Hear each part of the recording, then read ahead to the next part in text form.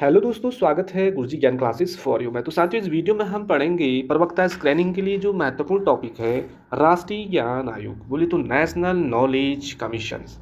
साथियों, क्यों इसकी आवश्यकता पड़ी हमारे देश के लिए, और जानते हैं इसके बारे में महत्वपूर्ण तथ्य जो कि आगामी परीक्षा की दृष्टि को ध्यान में रखते हुए हम सीधे फैक्चुअल क्वेश्चन पर ही बात करेंगे। तो देखिए साथियों, राष्ट्रीय ज्ञान आयोग एक भारतीय थिंक टैंक था जिसका काम संभावित नीतियों पर विचार करना था जो ज्ञान गहन सेवा क्षेत्र में भारत के तुलनात्मक लाभ को बढ़ा सके।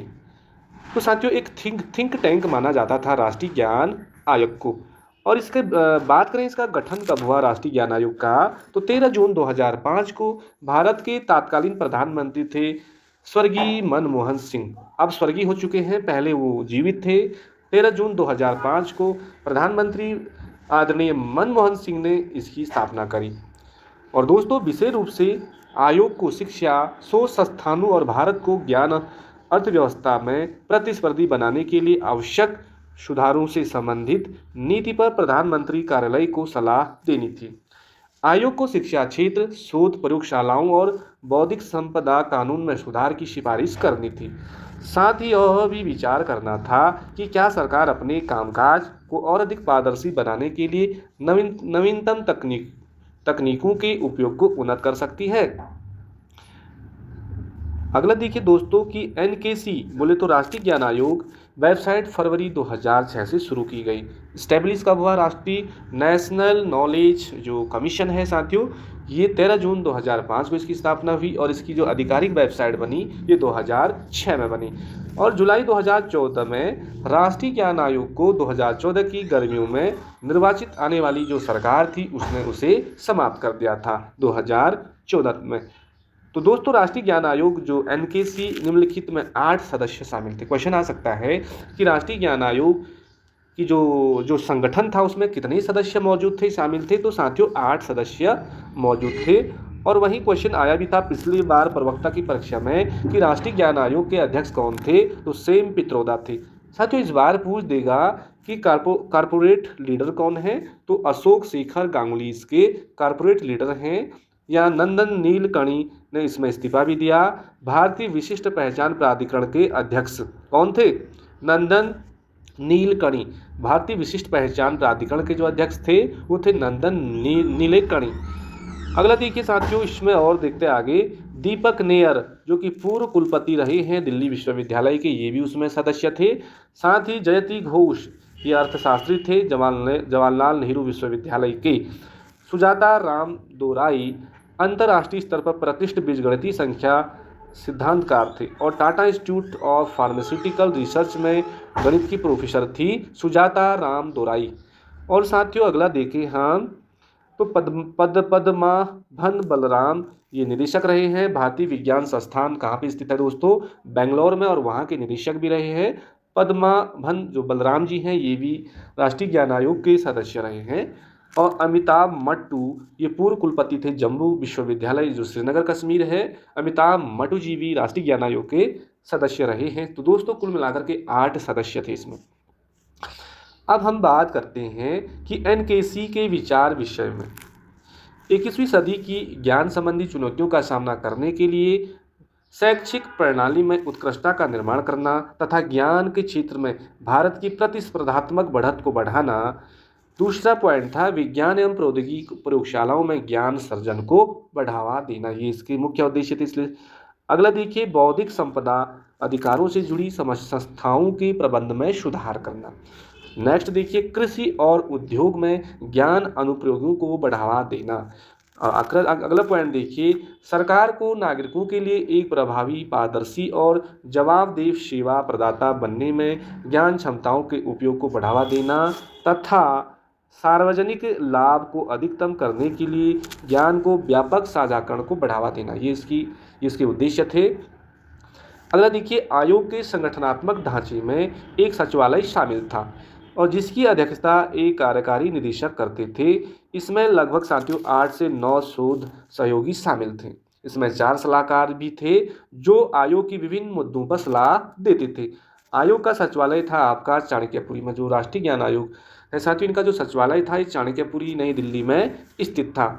दिसंबर 2006 में आयोग ने राष्ट्र को रिपोर्ट 2006 प्रकाशित की। इसमें पुस्तकालयों, ई गवर्नेंस, अनुवाद और भाषाओं तथा भारत के राष्ट्रीय पोर्टल जैसे मुद्दों पर प्रधानमंत्री को प्रस्तुत सिफारिशें शामिल थीं।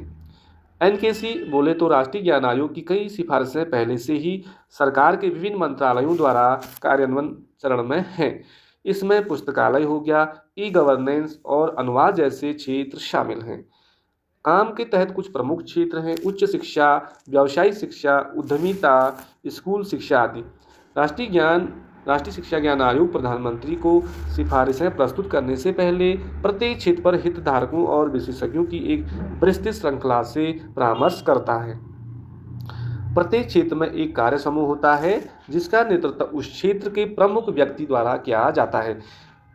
इसने विदेशियों को भारत की संस्कृति के बारे में शिक्षित करने के लिए कई लेख भी बनाए हैं। कार्य समूह के सदस्य एनकेसी को एक रिपोर्ट प्रस्तुत करने के लिए कई बार मिलते हैं। एनकेसी के सदस्य प्रधानमंत्री को प्रस्तुत करने से पहले रिपोर्ट पर चर्चा करते हैं। सिफारिशें प्रस्तुत करने के बाद भारत के योजना आयोग और सरकार से संबंधित मंत्रालयों के साथ व्यापक समन्वय भी होता है। तो दोस्तों, चूंकि भारत में शिक्षा क्षेत्र के कई घटक राज्य के विषय हैं, इसलिए एनकेसी, इसका शॉर्ट फॉर्म है, के प्रतिनिधि विभिन्न राज्य सरकारों का दौरा करते हैं और राज्य स्तर पर शिक्षा क्षेत्र में सुधार के लिए शिक्षा विभागों के सचिवों के साथ विचार विमर्श करते हैं। विवादों अपनी स्थापना के बाद से ही आयोग विभिन्न विवादों से घिर गया था। मई 2006 में आयोग ने मानव संसाधन विकास मंत्रालय की IIT जैसे संस्थानों में पिछड़ी जातियों के लिए कोटा बढ़ाने की योजना के खिलाफ आवाज़ उठाई।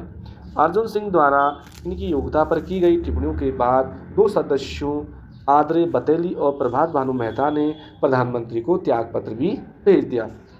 वर्ष 2007 के प्रारंभ में PM भार्गव और आयोग के शेष सदस्यों के बीच भी मतभेद हुआ, जिसके परिणाम स्वरूप आयोग का पुनर्गठन किया गया।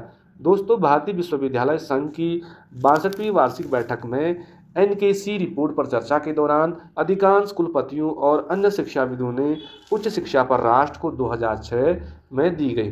साथियों, राष्ट्रीय ज्ञान आयोग को जिसे कि भारतीय थिंक टैंक भी कहा जाता है और इसका गठन की हम बात करें तो 13 जून 2005 को भारत के तत्कालीन प्रधानमंत्री मनमोहन सिंह द्वारा किया गया।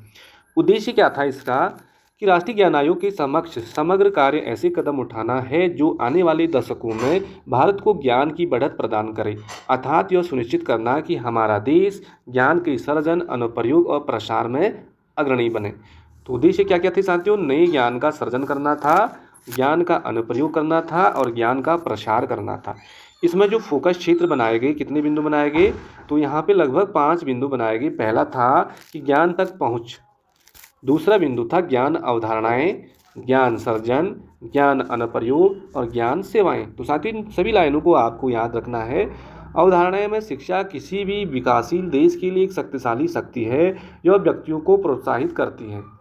स्वतंत्र रूप से सोचें, बेहतर जानकारी के साथ निर्णय लें, स्थानीय और राष्ट्रीय स्तर पर महत्वपूर्ण मुद्दों और रुझानों से अवगत रहें, मौजूद सामाजिक आर्थिक व्यवस्था पर इस तरह से प्रश्न उठाएं जिससे नवाचार, परिवर्तन और विकास को बढ़ावा मिले। 1500 विश्वविद्यालयों की स्थापना के लिए राष्ट्रीय ज्ञान आयोग ने सिफारिश की थी। किसके लिए? तो इसका यह आंसर था कि उच्च शिक्षा में छात्र नामांकन में वृद्धि सुनिश्चित करना। तो साथियों, 1500 विश्वविद्यालयों की स्थापना के लिए राष्ट्रीय ज्ञान आयोग की सिफारिश जानी जाती है उच्च शिक्षा में छात्र नामांकन में वृद्धि सुनिश्चित करना।